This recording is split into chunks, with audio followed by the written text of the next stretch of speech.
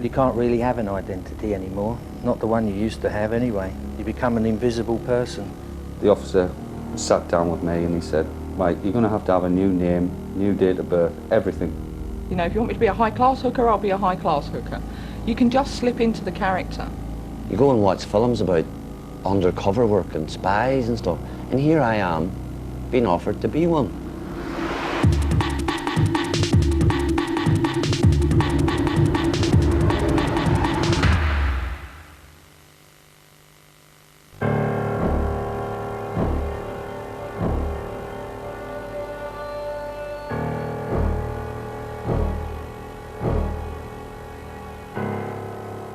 Robert Thompson and John Venables, the schoolboy killers of James Bulger, have spent 8 years in custody under microscopic scrutiny by psychiatrists, teachers, social workers and probation officers. But now they are believed to have been released back into a society deeply hostile towards them and run the risk of vigilante attack or being hunted down and exposed by the media. To survive, they and close members of their families must abandon their identities and adopt new ones. Now obviously during the time that they've actually been in secure accommodation, they have been schooled, they have been given completely new identities, as I understand it, new accents, new backgrounds. Nevertheless, it's going to be incredibly difficult for them to actually integrate into society. It's not just those hiding from the wrath of the public who are forced to seek a new identity. Informers, criminals on the run, and undercover agents all have to abandon their pasts to protect themselves, often from certain death. But the strain of living a completely made-up life can be intolerable. This is the story of men, women and children who've been forced to act another's part, to take on a different identity, and the high price they have paid for it. When I first arrived to undertake the role for MI5, I began to realise there's no training here. This is on the job, you have to learn this.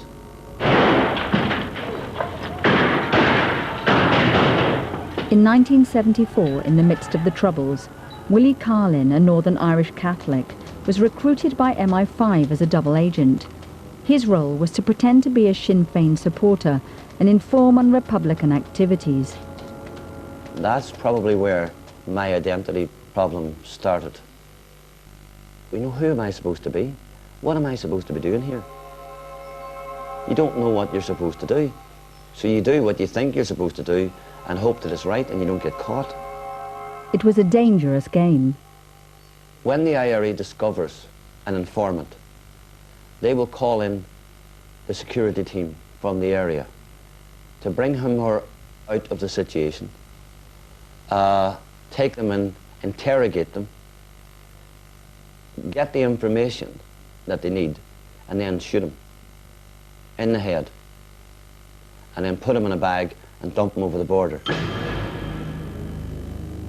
Willie Carlin's family was forced to share the nightmare of his double life. My wife went through hell because I would be missing for days. And on the news would come an item: a man's body has been found at the Lifford border near Strabane. She can't phone anybody, she can't ask anybody, she thinks it's me. I turn up the next day and it's relief, and it just goes like that. Double agents, spies, informants, it's straight out of the movies. But reality is very, very different. And that's when the nightmares start. When I testified in court, that was horrendous. I was so nervous, it's unbelievable. You're sitting in court in front of a group of people. Every one of them you know has got the finance and capability of having you killed.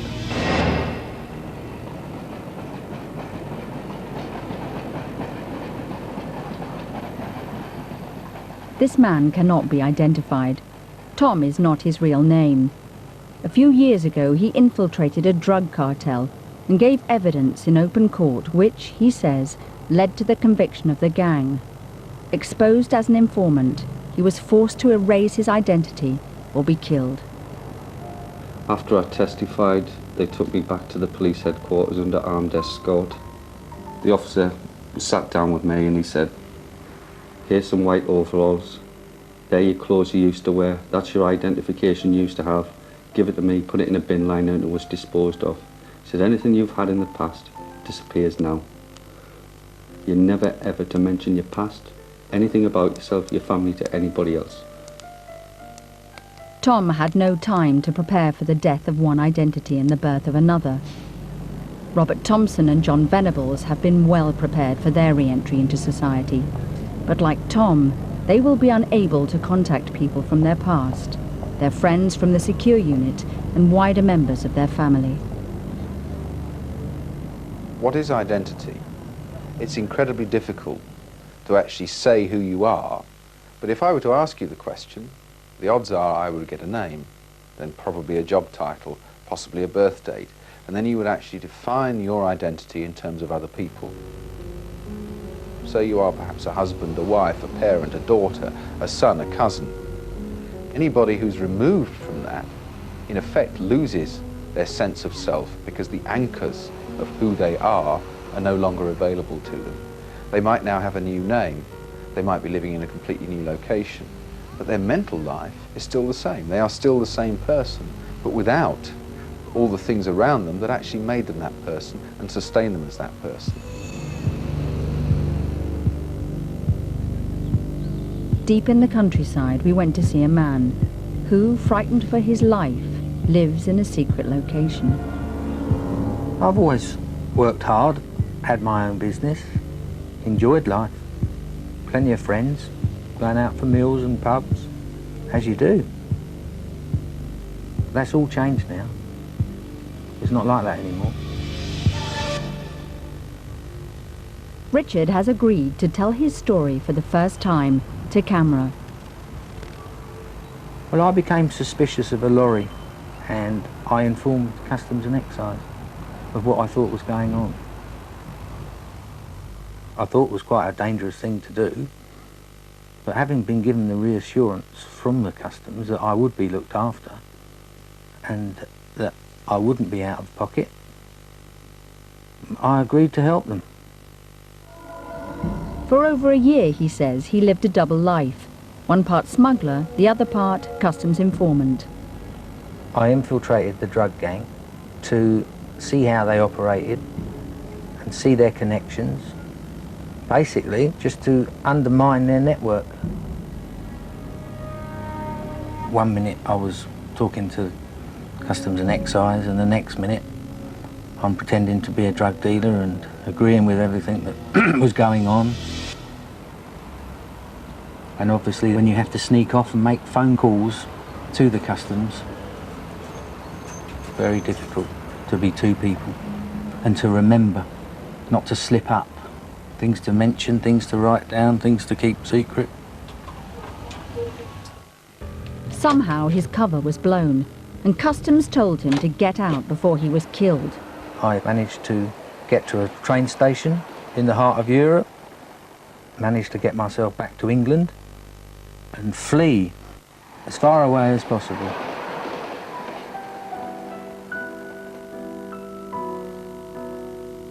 I didn't manage to say goodbye to any of my friends or family. I just had to go.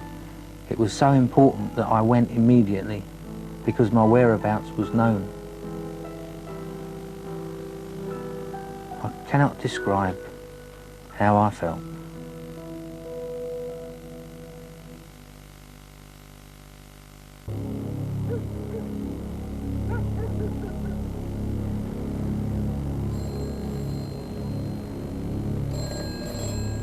The sort of thing that would happen that would remind you of what you're really involved in here. I would get a phone call at 1 o'clock in the morning from a senior Republican. Can you come over to my house right away? What's wrong? Can't tell you on the phone. Okay, right, I'm on my way. Hey, listen, don't bring the car. Walk it. Willie Carlin had been working as an MI5 agent spying on Republicans in Northern Ireland for 11 years. He lived in constant fear of being discovered. You're leaving the house to go 1.5 miles. And let me tell you, when you're taking that walk, that's a long walk. Because everything's going on in your head. Is this my turn? Do they know about me? Why am I going over here at 1 o'clock in the morning? And the rush that goes through, the fear and the shaking that you get. Then when you get to the house, just touching the bell, you think, this is me. This is it for me. I'll never see my family again. Terrified, absolutely petrified. And when you eventually get home and stagger in the door and you think, God, you're almost drunk with fear.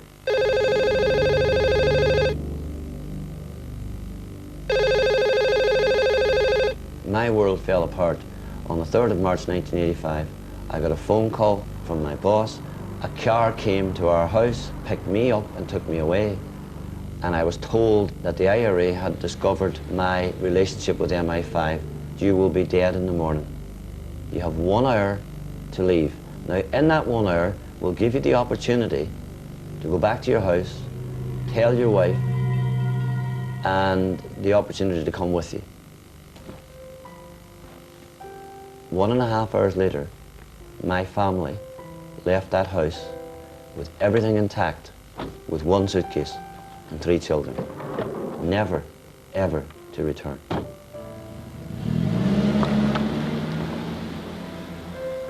Willie Carlin and his family fled Northern Ireland for Britain. MI5 gave them all new names, new papers, and a completely new life. MI5 protected Willie Carlin and his family, but the police are responsible for most of those given new identities in Britain under the Witness Protection Scheme.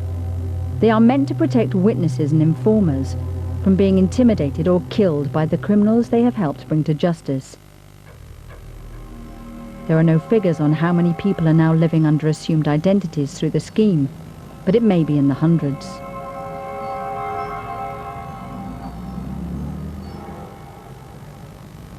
A fresh identity for a witness is really stripping away everything that you are and trying to give you a completely new identity. You have nothing left of what you were, what you will be recognised by the criminals against whom you're giving evidence, and providing you with enough to get you going, to give you a fresh start, to allow you not to be found or traced.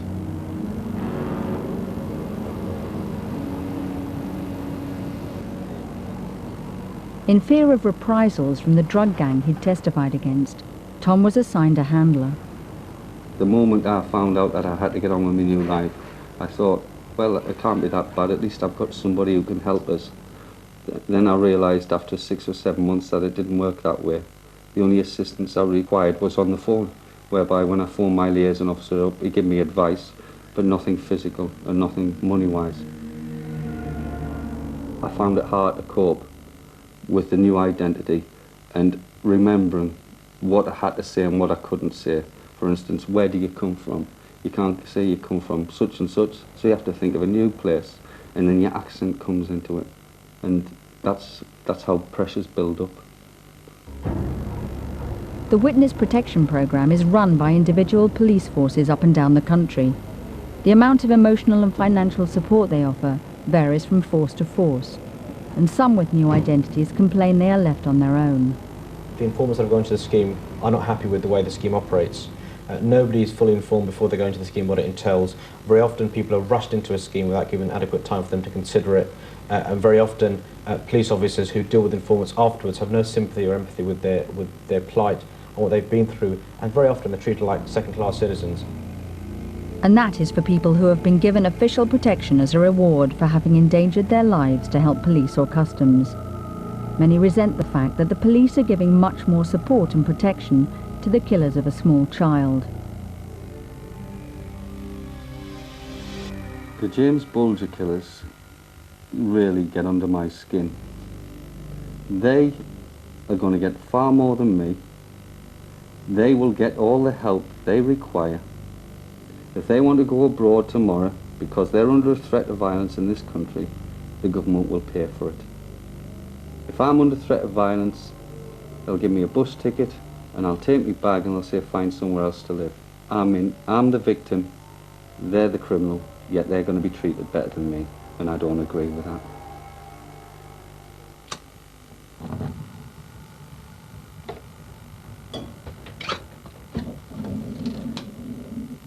Whether a former criminal or a servant of a state, The pressures of hiding your identity are always intense.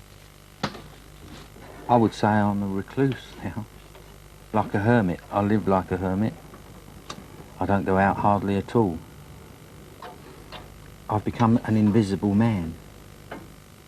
Richard is unsupported by any official agency. He is not part of the witness protection scheme and claims Customs and Excise failed to offer him the support and compensation he felt he deserved for his role as an informer.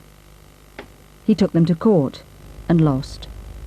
The Customs and Excise didn't help me, although they had promised they would. They said they have all this. It's, you know, sometimes it happens and they're geared up for it and it wouldn't be a problem. But it didn't happen in my case.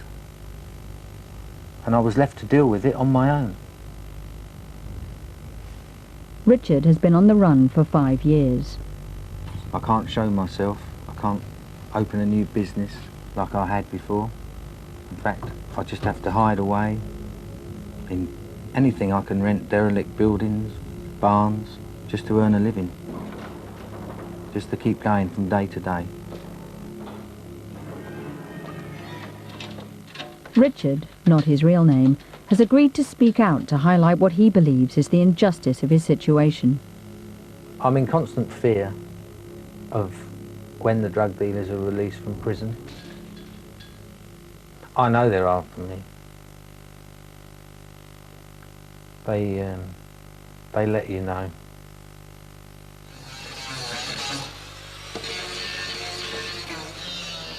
He runs, finds a new place, does a bit of work, then runs again. I've probably moved on 7 or 8 times so far. But at the moment, I should think another 3 or 4 weeks and I'll be moving on again.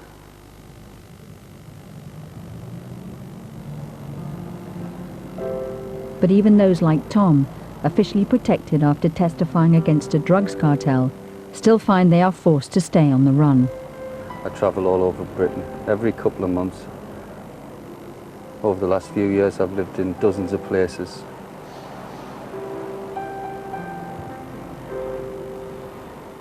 The most important thing to me when I get into a new town is automatically to go to the nearest bus station. I need to know my escape route, the cheapest and the quickest way. Get some leaflets for timetables and watch all the buses go in and out for a couple of hours. Then I know where I stand if anything should go wrong.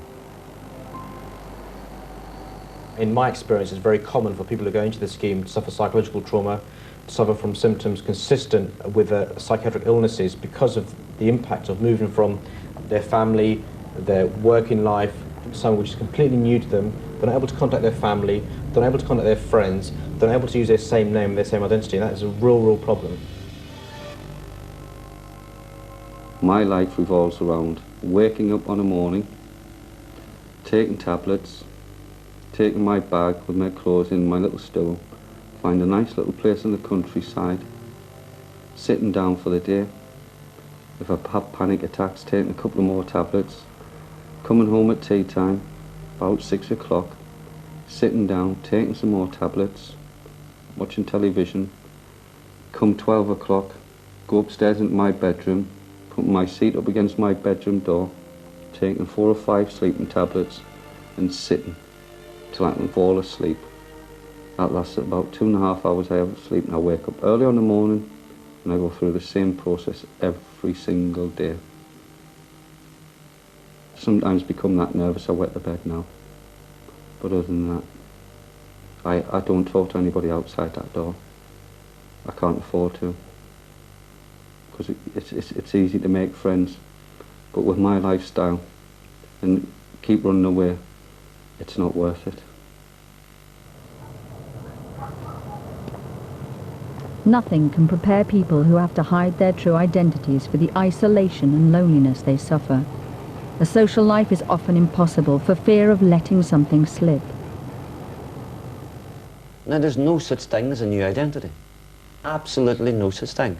You could take your brain out and give you a new personality. That would be a new identity.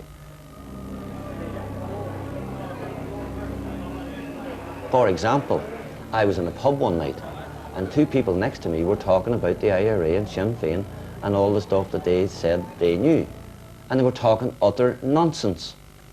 And I turned round, and I was seconds away from explaining to them why they didn't know what they were talking about, and I had to resist the temptation. Because in order to do it, I'd have had to say something that I wouldn't know. This is the first time Willie Carlin, the MI5 double agent, has spoken about his life on the run, living in fear of I.R.A. reprisal.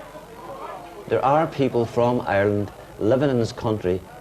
The subject of the war in Northern Ireland always comes up in their lives because of their accents. And they have to pretend they know nothing about it. And that's hard. Internal identity is basically about memory. It's about the persistence of experience over time. Who you were yesterday, who you were last week, who you were 10 years ago. So you define yourself and your reactions to what's happening now, often in terms of what you remember about the past. Recently, much attention has been focused on Thompson and Venables. We're looking at boys who are expecting to bond with other young men. And that bonding is all about shared experience. When did you have your first illegal drink? Which pub did you go into and have that pint of bitter or lager? The first girlfriend? The first passionate relationship? They have none of that. And they're going to find it extremely difficult when they're asked these basic questions. And that's probably what will give them away first.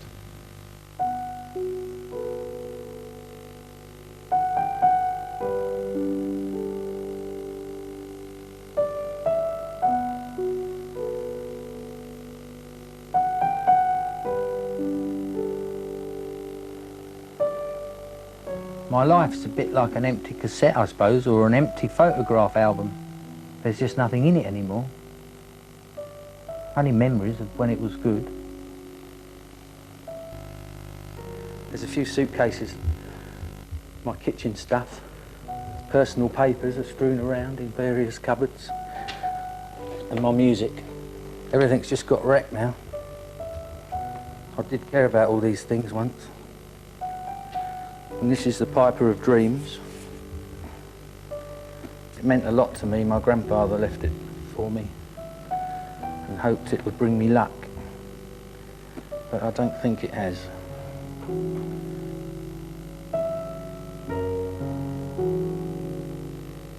A few pictures. That's all I've got left. And a few tools, old tools that aren't worth anything.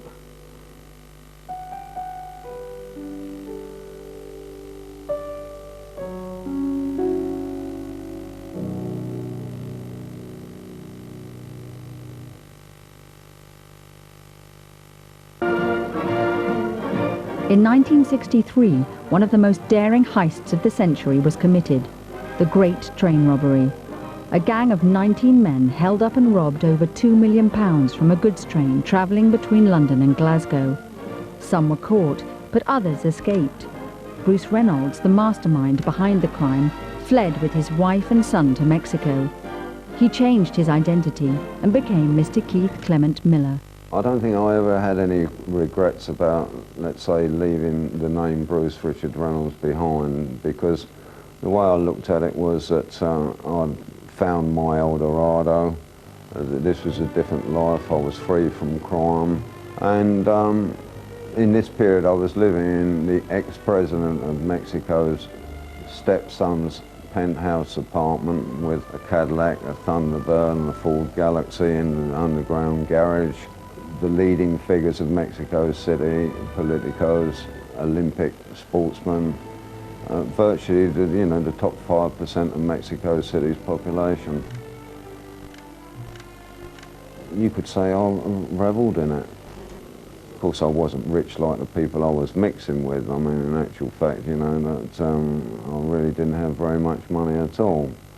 But I felt rich, and indeed I was for a while.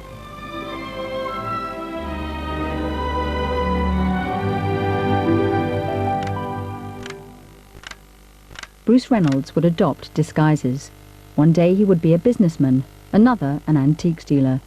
His wife and son would have to assume new characters as well.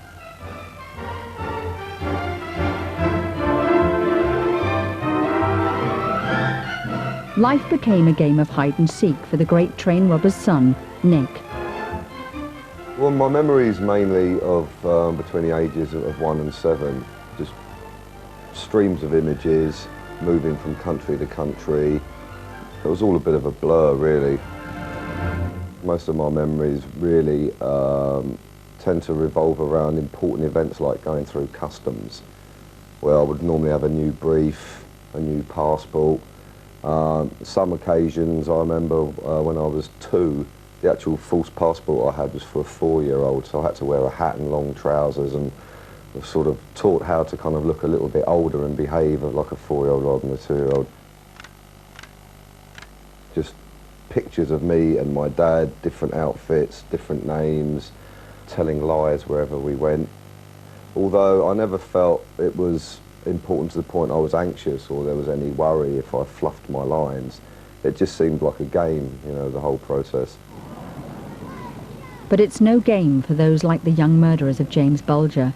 They may have been schooled to live under assumed names, even perhaps taught to speak with different accents, and provided with a false history for their life on the outside. But just one slip, and their past will come crashing in on them.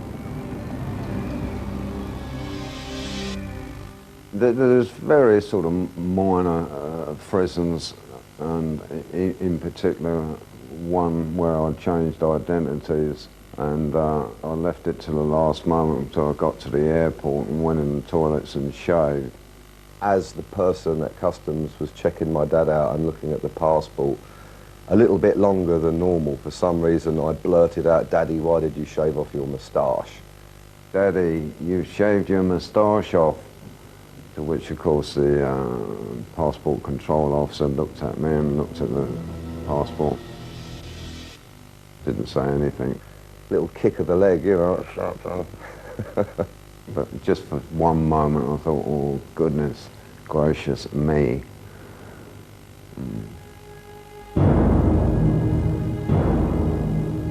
For some, changing identity is a necessity born out of fear. But for others, it's a job, and can even be a thrill. As independent undercover investigators, Jackie Davis and Helen Cliff change their identities sometimes on a daily basis. What I do now is I work undercover.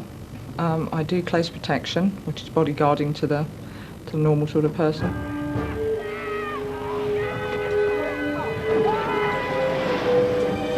We do surveillance work. We use a lot of binoculars when we're watching people.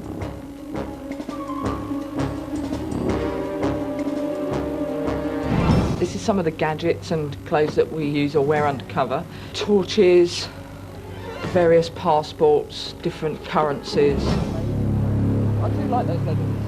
They're quite nice. They're giving those Like those who have had to abandon their real selves, Jackie and Helen often face life and death situations. The difference is that they choose to live this way. People who are operating in undercover roles are under an immense amount of pressure, because in effect what they're doing often is living the dream that we all go to the cinema to watch. They are living the James Bond life. So, for example, an undercover agent can be a school mistress in the morning,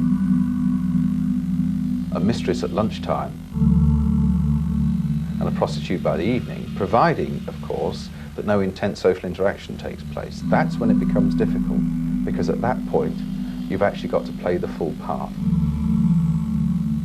But if you're being an office worker or a hooker, then obviously, you know, you fall into the part, you dress the part and you fall into the part. If I've got I want to get a guy's life story, you know, I can dress as a hooker, sit in a bar and chat him up and he'll tell me his life story. Acting, it is total acting. You could win an Oscar for some of the performances. Helen and Jackie have been giving Oscar-winning performances for 20 years. Some of the other characters I've played, I've been dressed fully in purdah when I've been in the Middle East, and I've had to be the good little Muslim woman and, you know, have a yashmak and keep my eyes to the ground. In 1995, taking on the identity of a fully veiled Muslim, Jackie Davis risked her life to rescue an Englishwoman desperate to escape an unhappy marriage in the Middle East. If she failed, she faced 25 years in prison. And Mum was, had obviously got really worried because her daughter she hadn't heard from her, she hadn't come home. And then she got a note that the daughter had managed to have smuggled back to the UK, which said, "Mum, please help me. He's beating me, he's starving me, and I'm pregnant." So I went with a team, and we managed to find the villa where the girl was being kept. And so I snuck into her bedroom one night, and I felt really bad for her because she was in a very bad way. She was very bruised, battered and thin. And sort of waking her up, with me standing over her with a balaclava on and my hand over her mouth going, "Shush, your mum sent me." We grabbed her, had a little bit of a punch up with the gardener and the servant, got her out of there, and we started across the mountains. We had to walk by night and sleep by day. And after 4 days, we managed to walk into India with her, get her on a plane and bring her home. At the end of the mission, Jackie Davis returned home and reclaimed her true self.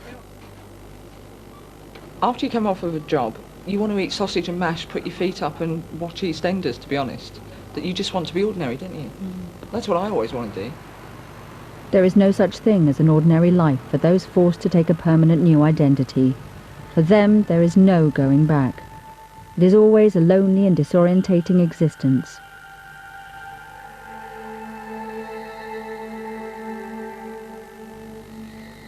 Tom, who has been in hiding under the witness protection scheme for 5 years, predicts the same difficult future for the murderers of James Bulger. To keep up their new identity, Venables and Thompson are going to have a serious problem. Sooner or later, one of them will want to get into a relationship with a young girl, want to settle down, want to get married and have children. He'll never be able to keep it from her that he's got a past like this. We're trained and experienced in working undercover now. You're talking about 2 18-year-old kids who haven't got a clue. And it's a game. And they are, really, in a way, they are still kids. But these have come out at 18 years of age. They've had no real life. Never in their lives are they going to have a moment's peace. They're going to be constantly looking over their shoulder. And from now until doomsday, there will be somebody looking for them. And also the selfish act of the fact that their families all have to now be undercover, their siblings and their parents. What an awful strain that is on them as well. Families are often the forgotten victims in this game of secrecy and camouflage.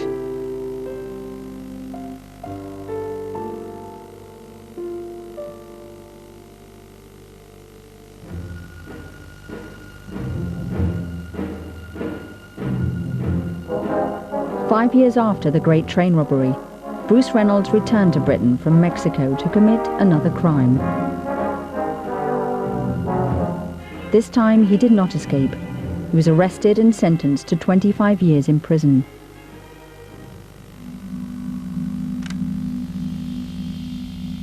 His young son, Nick, was forced to take another identity, this time to hide his criminal connections.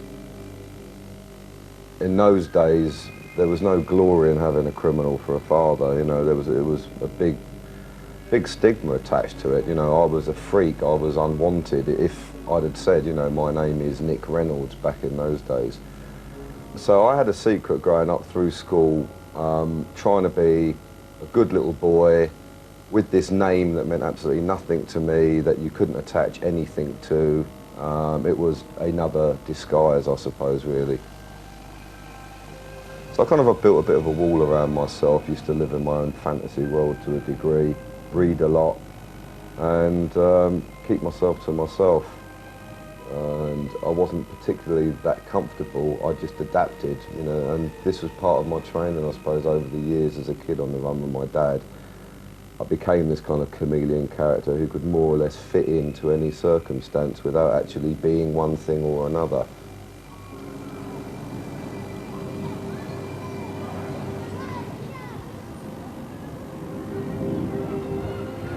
My children had a lovely childhood. Their problems didn't start until we got a new identity. My wee girl was 6 years of age. She knows who I am. And we had to all train ourselves to be this new family. And hard enough for me, but what do you tell a 6-year-old girl who's going to school? And what does she tell her friends when they say, where are you from?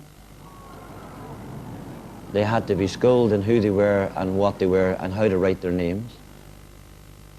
They had to be schooled in telling lies.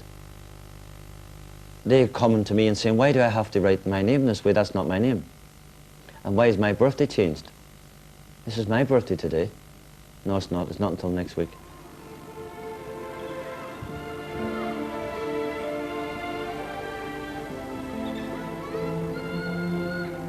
My eldest son is almost a recluse because it happened to him when he was 14. My daughter was only a baby, but she remembers everything. And my sons and my daughter, even to this day, they wonder who they are. My marriage fell apart as a result of a new identity. My wife didn't want a new identity, but she had to have one because of me. And then it happens when people die. When you can't go to the funeral of your own mother.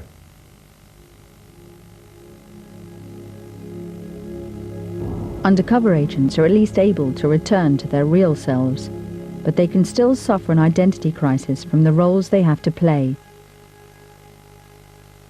I was undercover when I got a phone call saying that my mum had died suddenly, and I was surrounded by the people I'd infiltrated. And so I had to make up a cock and bull story there and then. I couldn't say, oh, my mum had died. And after I'd come out from under that job, I couldn't have told you what my name was, where I'd come from, who I really was, because I'd been given so many different names and so many different addresses and so many different backgrounds over sort of that 18 months that I just didn't even know what my real name was anymore. Or, you know, if you'd have called me Jackie, I probably wouldn't have answered you. To become a new person, the old person must die. It was a desperate moment when Tom discovered that his family believed him to be dead. To this day, he can't risk letting them know he's alive, for fear of putting them too in danger. I was actually at a resort down in the south of England, and I bumped into somebody with the same accent as me. And we were just talking, and he asked me where I come from. I knew who he was, but he didn't remember me. When he last saw me, I was a little 14-year-old child at my sister's wedding. He was my sister's husband's best man. And he says, she's had a lot of problems with her mother and father dying, and then a brother. And I said, well, how did a brother die? He said, I'm not quite sure. All I know is I took him to the graveyard to put flowers on him. And I just couldn't believe it. My past then was destroyed completely. Nobody knew in my family I existed anymore. I've got nothing. I've got no qualifications. I've got no past. And then I find out my family think I'm dead. My friends think I'm dead. My son may think I'm dead. And it's horrendous knowing that you can't go back and say, hey, I'm still alive, and I can't ever do that. I'm just a part of the past. I don't exist anymore.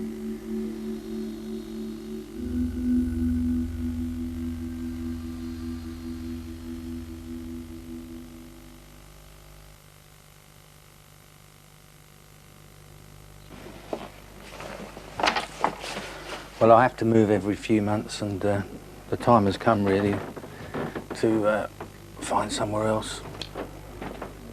Richard infiltrated and spied on a drug smuggling ring. He now lives in hiding, always in fear of his location being discovered. Well, I just have to keep going because they've only got to get a little whisper that someone might have recognised me or knows of my whereabouts. While most of those who have sworn revenge on him are still in prison, inevitably, one by one, they will be released. It's when they all come out and have their judgment day and their little roundup, which they do. Just make sure I'm not available for them.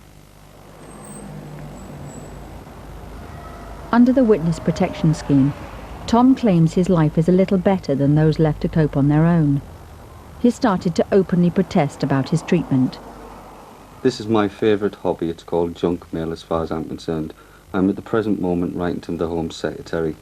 The reason I call it junk mail is because I'll never receive a response.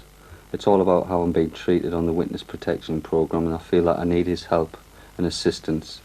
This is my third letter now. I've never received an answer yet, so I keep writing and writing and writing in the hope that one day they do something about it. 5 years in hiding has seen Tom shunted from one council flat to another. I feel betrayed by the witness protection programme. When I first went onto it, they promised me a nice house, a new future, everything I needed to start a new life. When it came to reality, they couldn't give me this, even though I put my life on the line.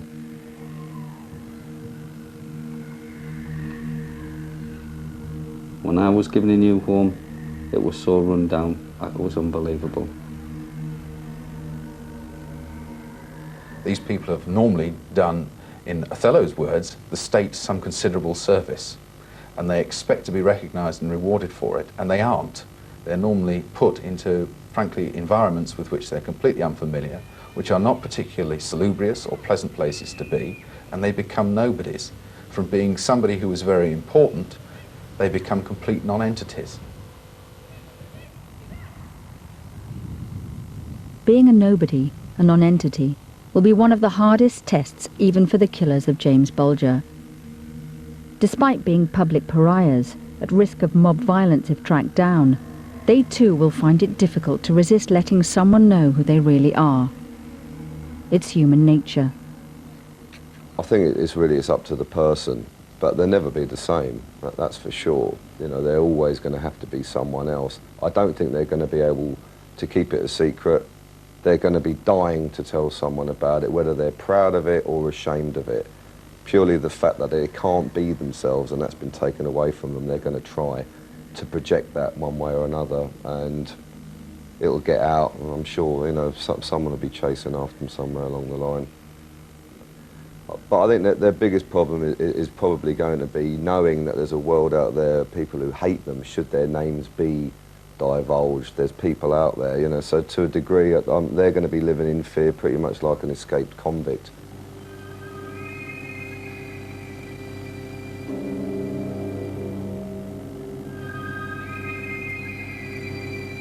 I don't think I can ever escape the fact that, you know, to most people I'll always be Bruce Reynolds, the great train robber, and I think obviously at times it's like a millstone around my neck. I mean, I can't avoid it, and the only way I could avoid it would be obviously to take yet another identity and go and live in some place where nobody knew me at all. After all, you know, we never called ourselves the Great Train Robbers. That was a title that the media put upon us, and we was just a band of highly professional thieves who happened to get away with a big one.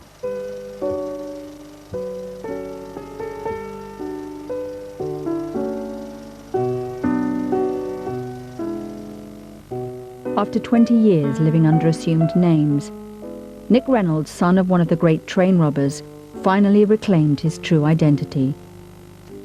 He has given up any pretense, and as a successful sculptor, now uses his own name. I think I'm a Reynolds. I think I always have been. I just wasn't aware of how important it was that to be a Reynolds, that has got to be your surname. I didn't realise what is important in a name. Part of Nick's return to his true identity was the making of masks of his father's criminal fraternity, the likes of Ronnie Biggs and Howard Marks. I had an exhibition a few years ago called Cons to Icons, where I basically just decided to turn around. Instead of running away from my background, I should confront it and get it over and done with. And so the way I dealt with this was basically to get hold of all the people that I'd grown up hearing about, all of the sort of the heroes that my dad might have had, criminal icons, etc., confront everything that I'd run away from. It was a means of cutting the albatross off.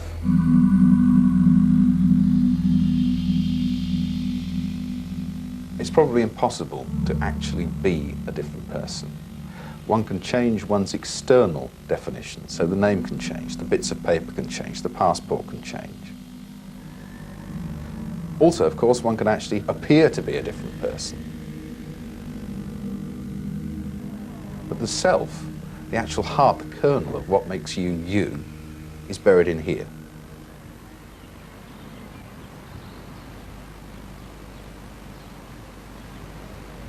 I became a businessman.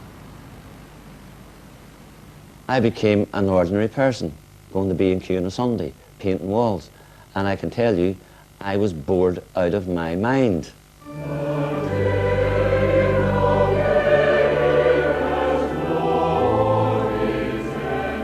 After 16 years of using a false name, Willie Carling could no longer live the lie. Despite the threat of the I.R.A. taking a terrible revenge for his treachery, he made the bold decision to return to his roots, take up his old name, and go back to his faith as an Irish Catholic, whatever the risk. My life in the last 10 years has been a roller coaster of emotions. Deceit, lies, trouble, divorce, new relationship, disaster. I mean, my life was just a disaster because you cannot live a lie. Many believe that Venables and Thompson have got off lightly for the most appalling crime and should never have been released. But the testimonies of those forced to abandon their pasts paints a stark picture for the young murderers. Thompson and Venables' future under a hidden identity may be a far worse punishment than a lifetime in prison.